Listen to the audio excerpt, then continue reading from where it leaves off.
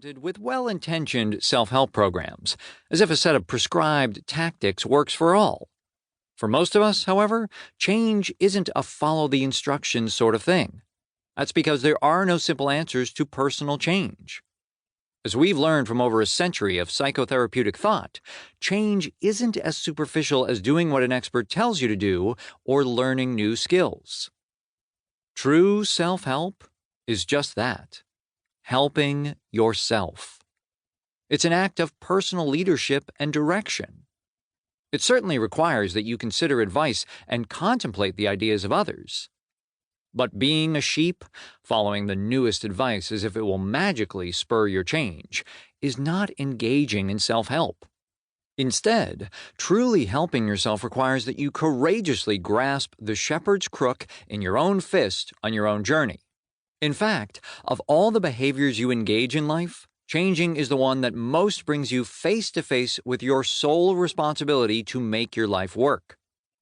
That's why change isn't easy or simple.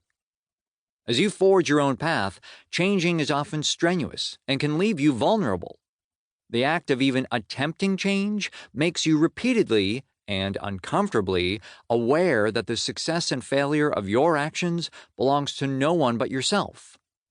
There's wisdom in that old joke, how many therapists does it take to change a light bulb? One, but the light bulb has to want to change. No matter how many experts you follow, how many therapists and counselors you see, or how many friends and relatives support you, you are alone and responsible for the change you make. Aloneness. Responsibility.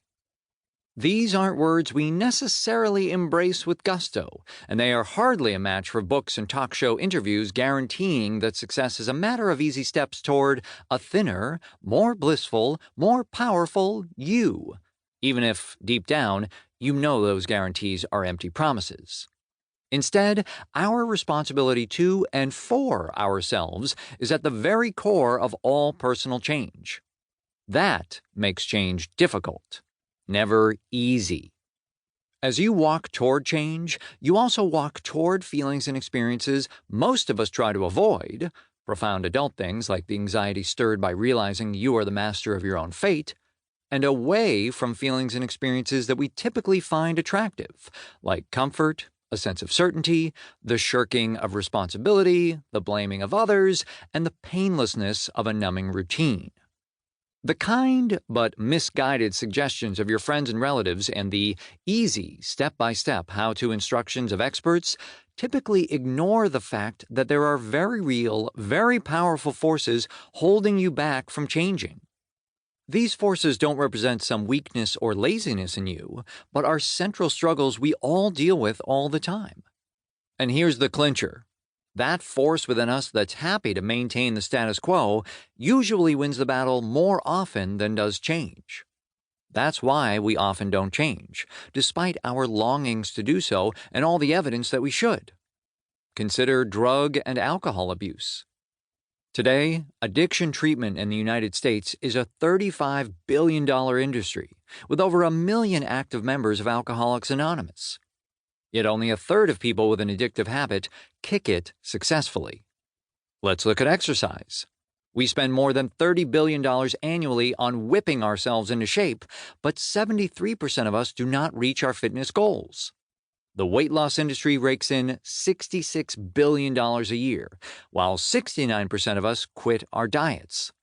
And those brave souls who stay loyal to kale and quinoa?